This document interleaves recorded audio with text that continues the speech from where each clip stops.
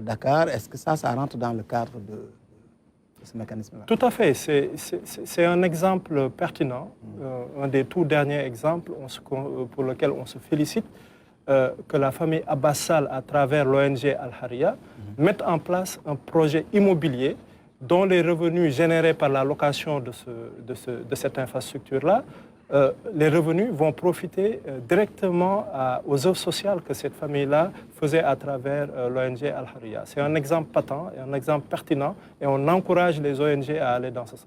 Est-ce qu'il y a au Sénégal, à part cet exemple, est-ce qu'il y a d'autres WACF? On sait qu'à Saint-Louis, depuis en tout cas le 19e siècle, ce mécanisme-là existe. Pouvez-vous nous dire par rapport à ces différents WACF et les plus connus au Sénégal aujourd'hui? Oui, le plus connu au Sénégal, souvent l'exemple que l'on cite, c'est le WACF de Seigne Mourtada Mbaké. Il avait les instituts Al-Azhar, les instituts Al-Azhar où il y avait des apprenants, des daras, et à côté, il avait mis en place des WACF. Le plus célèbre, c'est la société de transport sur laquelle il avait marqué WACF. Les Sénégalais, souvent, la plupart ont connu le WACF à travers cet exemple-là, avec une place Mamdiara. Il avait mis également en place des boulangeries. Et les revenus générés par ces entreprises-là servaient au fonctionnement des instituts Al-Azhar. Voilà un exemple patent et célèbre du WACF.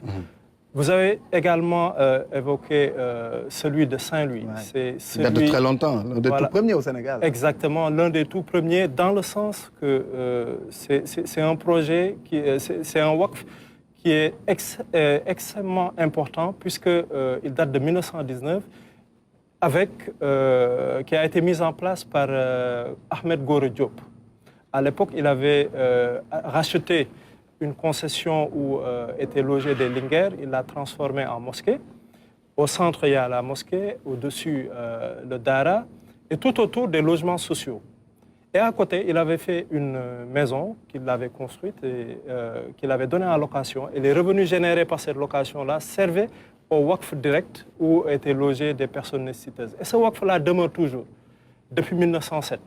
Il y a 2 mois, nous y étions avec des imams. Ils fonctionnent toujours en l'état. Tout à fait. Et ses héritiers préservent toujours ce WACF-là. Mais ce qu'il y a d'intéressant dans ce WACF-là, c'est qu'à l'époque, en 1907, Ahmed Gore Diop avait la belle vision de formaliser son WACF auprès d'un notaire. Et c'est ça qui inspire aujourd'hui la loi de 2015 qui formalise les choses. Donc, dès lors que vous faites un WACF, désormais, depuis 2015, vous pouvez aller auprès d'un notaire, formaliser votre WACF, qui vous remet un acte notarié et une copie à la haute autorité du WACF pour nous permettre de pleinement jouer notre rôle de contrôleur et de supervision. Ça, c'est pour sécuriser les biens et sa destination initiale. Tout à fait. 2 choses. D'abord, c'est le respect du vœu du constituant, de son vivant comme après sa mort. Et les principes que le constituant aurait décrits dans l'acte notarié.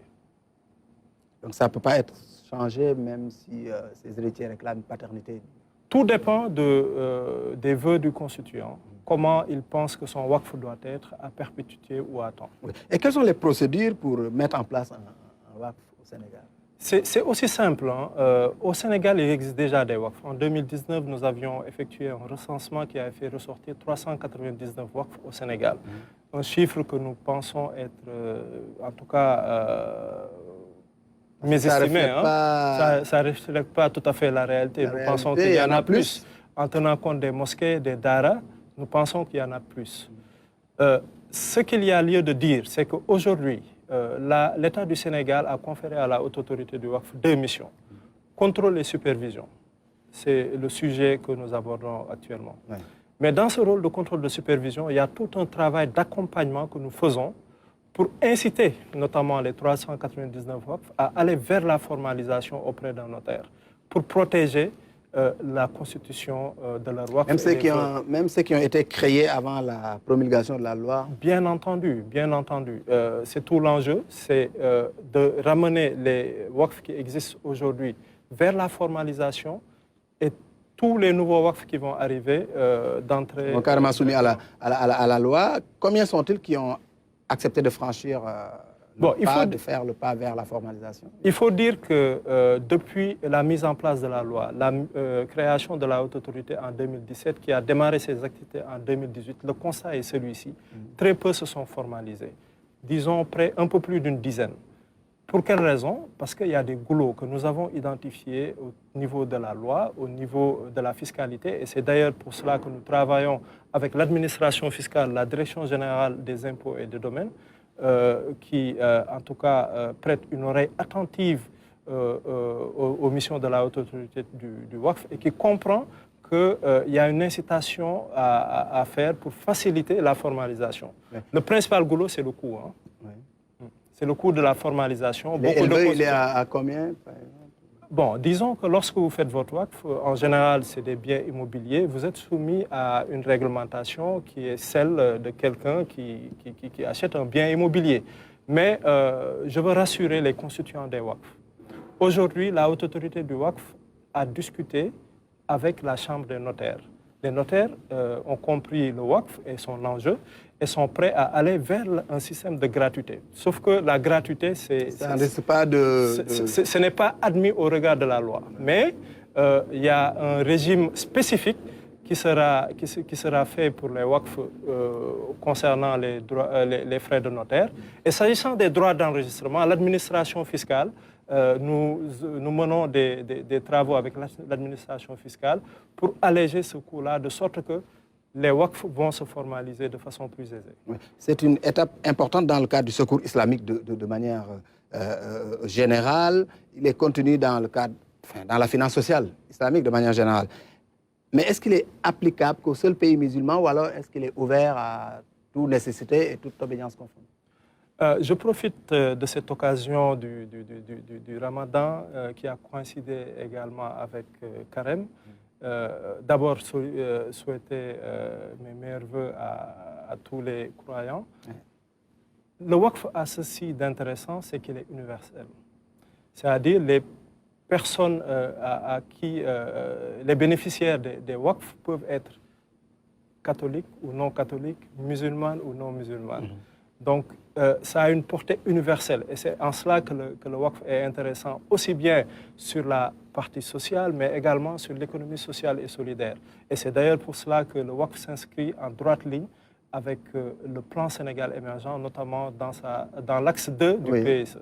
Oui. Qui a un fort volet social. Le Sénégal développe la politique de bourse de sécurité familiale, la couverture maladie universelle. En quoi le WACF peut être un levier pour tous ces mécanismes-là? Excellente question, et ça me permet d'aborder la seconde mission de la haute autorité du WACF, qui est une mission d'investissement public pour le compte de l'État du Sénégal.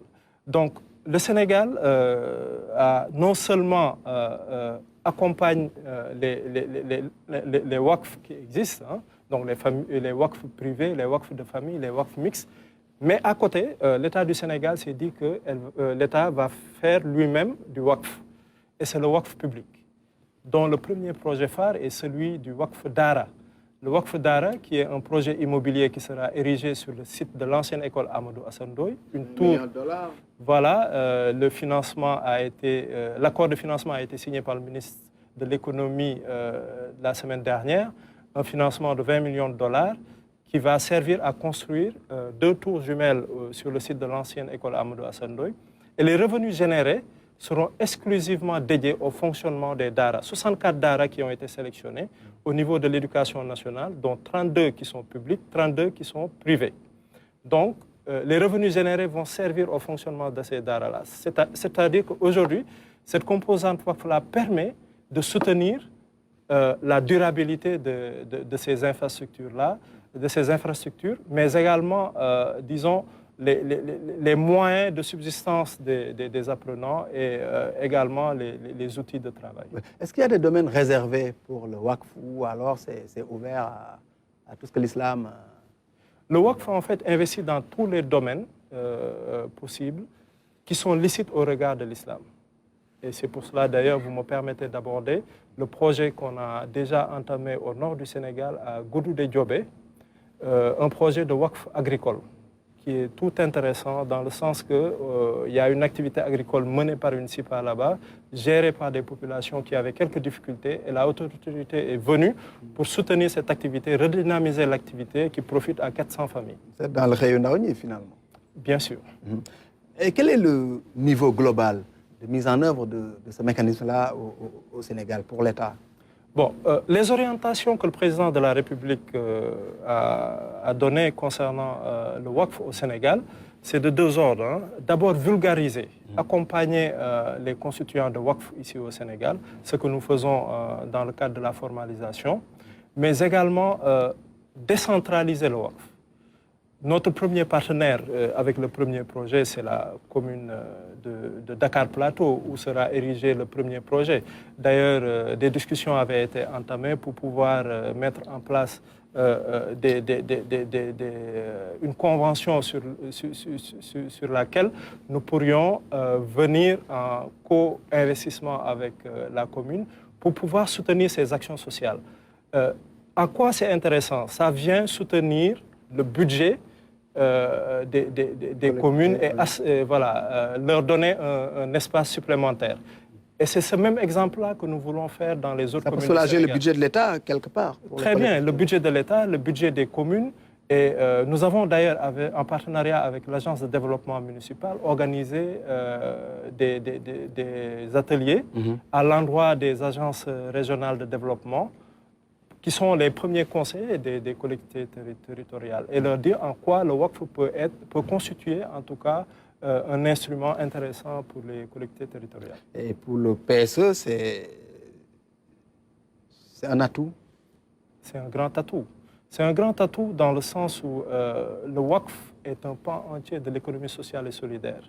L'État du Sénégal l'a tellement bien compris que l'État du Sénégal a mis en place cette loi-là.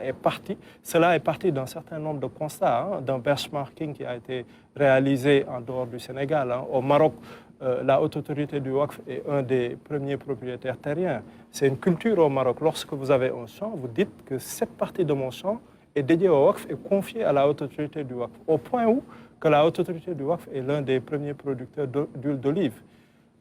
Si vous partez dans d'autres pays du Golfe, c'est érigé en ministère, vous avez des secrétariats d'État, c'est un petit peu partout dans le monde, c'est comme ça. Hein. Et vous, au Sénégal, c'est quoi vos aspirations au regard de ce qui se fait au Maroc? Vous ambitionnez d'être quoi dans les 5 ans qui viennent? Nous venons de démarrer. Hein.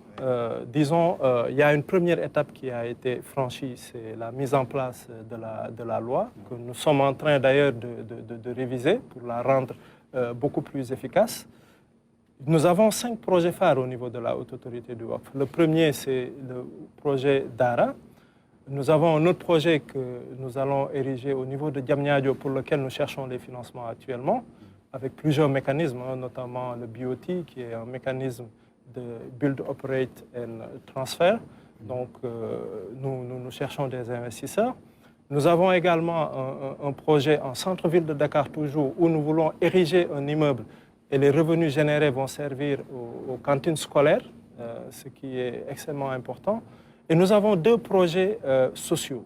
2 projets sociaux, un projet extrêmement important pour lequel beaucoup de bailleurs commencent à se manifester. Le premier, c'est la construction d'un centre de formation et d'insertion en faveur des Dara, des apprenants des Dara. Ce projet est logé où? Ce sera toujours au niveau de la haute autorité du WACF et nous cherchons les financements. Nous travaillons avec l'ONFP pour des études de faisabilité. Et l'idée, ce serait qu'au Sénégal, il y a beaucoup de sortants des Dara qui n'ont souvent pour seule perspective que l'enseignement coranique ou bien l'imama.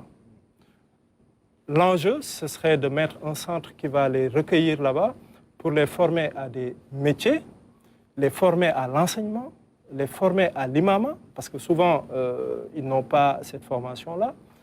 Et au sortir de ces formations-là, de pouvoir capter des ressources que l'État a mis en place. Je prends l'exemple de la DER, je prends l'exemple de Promise, qui est dans la microfinance islamique. Mais ces sortants des Dara-là, généralement, n'ont pas suffisamment d'outils pour pouvoir déposer des business plans et capter ces ressources-là. Et c'est tout l'enjeu de ce projet-là, au-delà de leur donner des formations professionnelles. On sait que pour l'essentiel, c'est des projets qui sont localisés à Dakar et pour l'intérieur du pays. On sait que les Dara, c'est partout, c'est pas qu'à Dakar. Hein. Oui, d'ailleurs, ce projet-là, nous ne pensons pas qu'il sera logé à Dakar, mais en dehors de Dakar. Il y a également le dernier projet que je n'ai pas encore cité, qui est un projet social des orphelinats publics. Au Sénégal, il n'y en a pas. C'est des initiatives privées qui mettent en place des orphelinats et nous comptons en mettre dans toutes les régions du Sénégal. C'est un projet important sur lequel nous travaillons depuis quelques années pour 14 orphelinats qui pourraient passer à 15. Et pour les enfants de la rue, le WACF ne dit rien pour ces enfants. Comment aider à les sortir de là? Oui, c'est le deuxième projet d'ailleurs. Le deuxième projet d'investissement à Diamniadio, qui est un projet de 100 millions de dollars, donc un projet important qui va prendre du temps à réaliser, certes, mais les revenus générés vont aller vers le retrait des enfants de la rue, principalement. Et vous avez tantôt parlé de financement. Qui est habilité à financer le WACF? Où est-ce que les gens peuvent éventuellement aller tirer des financements pour financer les activités de WACF? Oui, l'État l'a compris très tôt et a mis en place quelques mécanismes incitatifs pour que les gens puissent investir dans le WACF. Donc la Haute Autorité est une institution qui est habilitée à recueillir des donations, qu'elles viennent de l'étranger, mais également du Sénégal. D'ailleurs, j'ai pour habitude de dire avec mes collaborateurs... Vous avez la traçabilité de ces donations qui viennent de l'extérieur ou bien c'est pas... Bon, pour le moment, ce n'est pas quelque chose qui a été réalisé, mais effectivement, la loi autorise la Haute Autorité du WACF à recevoir des donations d'où qu'elles viennent, qu'elles soient licites, pourvu qu'elles soient licites, bien sûr. Et vous avez les moyens de vérifier le caractère licite de ces donations que vous recevez de l'extérieur ou des financements qui peuvent venir bien sûr, de bailleurs logés ailleurs? Oui, il ne faut pas oublier que la Haute Autorité du WACF est une institution publique créée par l'État. Oui, mais vous intervenez à travers un mécanisme prévu par l'islam. Hein? Oui, tout à fait. Comme je le disais, c'est une structure mise en place par l'État du Sénégal qui est habilitée à recueillir des donations. Les donations que nous recevons, que nous pouvons recevoir, c'est avec, disons, des consoeurs dans d'autres pays. Ça vient des pays musulmans qui appliquent la charia ou les banques dédiées au secteur? Bon, pour le moment, la Haute Autorité a noué des partenariats avec d'autres hautes autorités au niveau des pays du Golfe. Donc, je peux citer les Émirats arabes unis, le Qatar, le Koweït, et très prochainement, Inch'Allah, la Turquie et peut-être l'Arabie saoudite. Et quel est le budget dont vous disposez aujourd'hui pour mener cette politique? Oui. Vous parlez de donations, le budget s'élève à combien? Non, le budget que nous avons au niveau de la Haute Autorité, c'est un transfert de ressources qui vient de l'État du Sénégal pour assurer le fonctionnement de la Haute Autorité. Mais l'État accompagne également la Haute Autorité dans ses projets d'investissement. Et les privés, est-ce que l'État les assiste aussi? Oui, comme je le disais tantôt, la Haute Autorité est habilitée à recevoir des donations du secteur privé. Et d'ailleurs, il y a un mécanisme incitatif, c'est-à-dire lorsqu'une entreprise fait un don à la Haute Autorité, elle peut déduire ça de ses impôts. D'ailleurs, il y a un arrêté du ministre des Finances qui définit clairement cela. Oui. Vous avez parlé de donations, charité bien ordonnée, à commencer par soi. Est-ce que les privés nationaux participent? Bon, c'est tout le sens également de cette visite aujourd'hui au niveau de la RTS pour promulguer le WACF et sensibiliser. Parce qu'effectivement, quand on parle de donation, généralement, nous avons remarqué que les gens pensent à l'aide extérieure. Nous considérons à la Haute Autorité du WACF, et c'est ça d'ailleurs dans les autres pays, c'est que le développement du WACF, c'est d'abord les nationaux. Dans l'histoire d'ailleurs, des Sénégalais avaient déjà mis en place des WACF. Mais nous considérons, pour l'avoir dit même à des imams, c'est bien, il y a des gens qui donnent beaucoup d'argent pour construire des mosquées, c'est très bien. Mais nous leur conseillons de faire passer le message aux fidèles que la constitution d'un WACF mise en place pour générer des revenus, entretenir la mosquée, accompagner l'imam, le fonctionnement de la mosquée, parce qu'il y a des factures d'eau et d'électricité à payer, c'est encore mieux. Et finalement, pour vous, l'idéal, c'est quoi? Qu'on essaie d'agréger toutes ces activités-là qui se font de manière éparse pour avoir un seul canal, à savoir la Haute Autorité, pour faire passer ces donations, pour qu'il y ait plus de visibilité dans l'action publique que vous allez mener? Oui, la Haute Autorité est un acteur supplémentaire qui vient organiser le secteur, mais pas pour s'approprier le secteur. Et c'est important de rappeler ça aux constituants des WACF et des personnes qui s'activent. Nous sommes là pour les accompagner, pour faciliter les investissements que ces acteurs-là font dans le domaine du WACF. Et l'État accompagne, et l'État également s'investit dans le WACF à travers des projets de WACF public. Et dans le cadre de la recherche de financement ailleurs, la haute autorité peut accompagner des WACF privés peut-être sur le marché international? Bon, il y a ce qu'on appelle le WACF mix, c'est-à-dire un acteur du privé peut bien sûr constituer son WACF en se disant que cet acteur-là va aller en partenariat avec la haute autorité du WACF pour un co-investissement. C'est des choses qui peuvent se faire. Et d'ailleurs, avec les collectivités territoriales, c'est des choses qui sont envisagées de faire du co-investissement. Ça peut être des marchés. Si vous allez dans le Golfe, vous savez, il y a beaucoup de marchés qui s'appellent des souk wakif. Ce sont des marchés constitués en WACF et dont les revenus profitent à des personnes nécessiteuses. Ces choses-là peuvent se faire au niveau territorial avec des communes et venir soulager leur budget. Donc c'est un appel que vous lancez peut-être à tous ces acteurs-là qui sont intéressés par la question? Tout à fait, tout à fait. C'est un appel que nous lançons et nous le faisons en partenariat avec l'Agence de développement municipal. Et nous pensons que très prochainement, des projets WACF dans les collectivités territoriales seront réalisés. Merci beaucoup. Je vous remercie. Racine Ba, directeur général de la haute autorité du WACF. Le point ce soir est fini. Rendez-vous mercredi prochain pour d'autres questions d'actualité.